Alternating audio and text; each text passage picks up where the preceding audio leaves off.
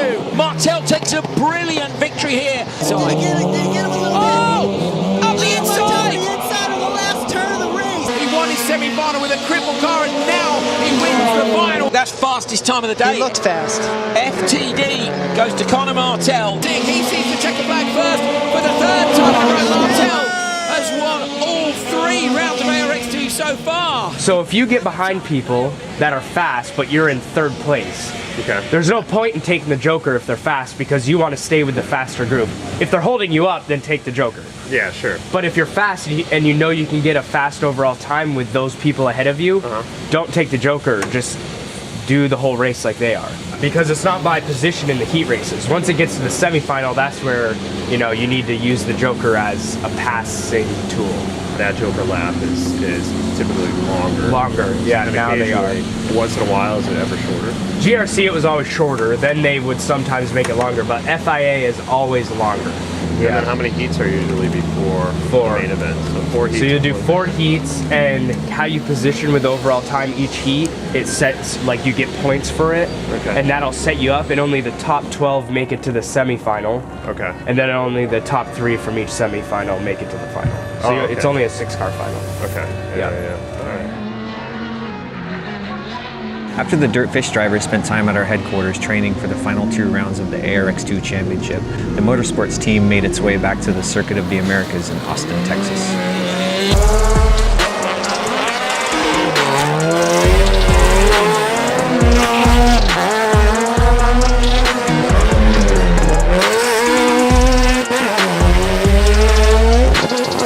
Track's feeling good.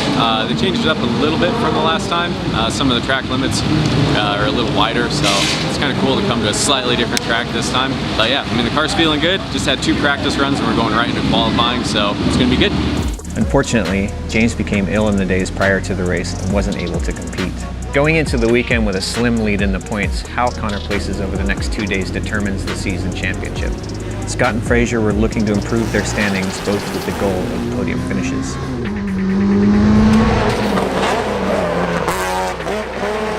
To help with driver coaching throughout the weekend, British Rally champion Alistair McRae joined the team at the event. Just finished looking at some data. We're looking at braking points, throttle, like miles per hour in the corners, and it's really good to help with driving style and know when to tweak. So we know 2 corners now where we're losing about 2/10 on each one. So that should bring us back up to the pace and crank out some fast laps. During Q2, Scott's car lost power steering and Conor came back to the paddock with brake issues. The crew was able to diagnose and rebuild Scott's power steering system, bleed Conor's brakes, and reset his alignment in time for the next qualifying session.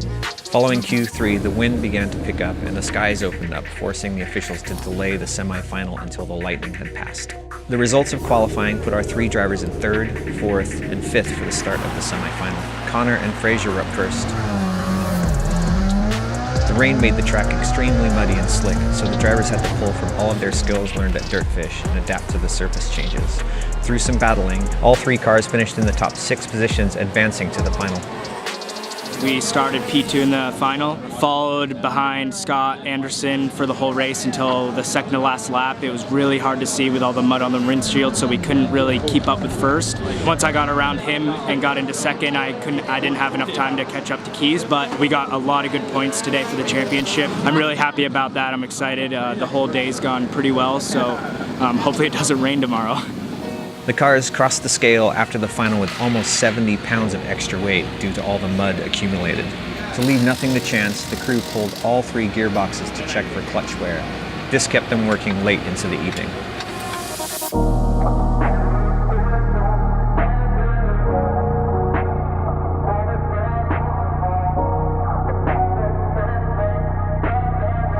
While the races were taking place, fans who test drove a new Subaru had the opportunity to take a ride around a portion of the F1 track with Alistair McRae. There's some hot laps going on just now, some driver training with the standard cars, but we're going to give the guys a run around in the DirtFish BRZ, so it should be good fun.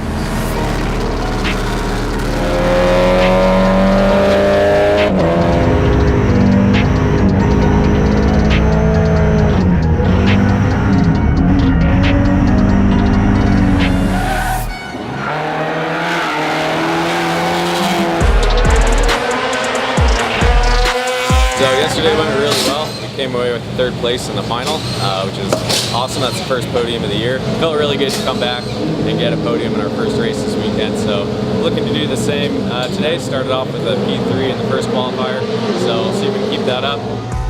All three drivers continued to put down fast qualifying times. However, Fraser had some trouble during his second race. We were starting P3, finished P3. Unfortunately, someone tried a very ambitious pass, knocked us off, and we were hanging on for dear life. That unfortunately DB'd one of my tires, so we finished the rest of the race with a flat tire. One of our competitors forgot to do his joker, so that puts me in P3, even though I finished P4.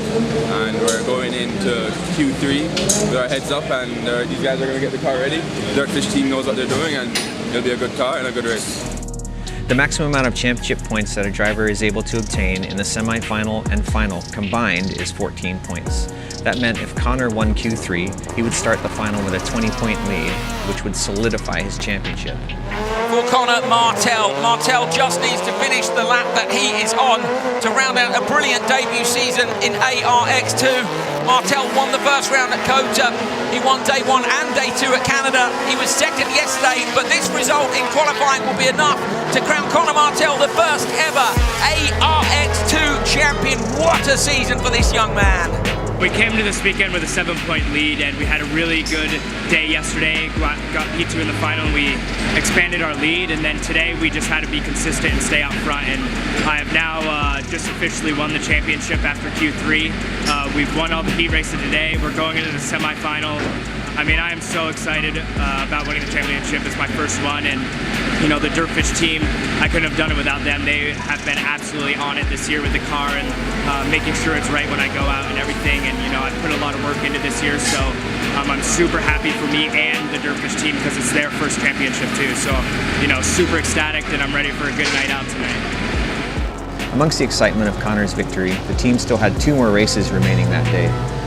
During the semi-final races, Scott lost radio communication with his spotter and missed the joker lap, which took him out of the final race due to a 30-second penalty. Connor and Fraser raced well and started the 6-car final in P1 and P3. Fraser put up a great fight that helped him achieve his first podium of the season in 2nd place. We just finished the ARX2 championship. We finished in 4th overall. It's the end of the season, but I really hope it's the beginning of my full career. I mean, this team is like second to none. I really built a great relationship with most of the people in here. I feel at home in this team. We took this year step by step. We won some heat races, we won some semis, and the goal was to eventually get on the podium for a final, and that's exactly what we did here.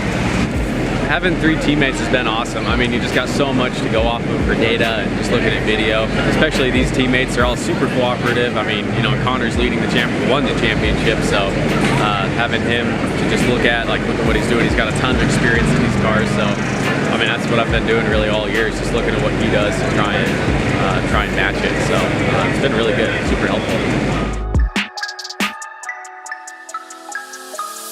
It's hard to believe in 4 short seasons we've gone from running a single car out of a small box truck to running the largest team in the lights paddock with 4 cars, 4 drivers, and winning a championship.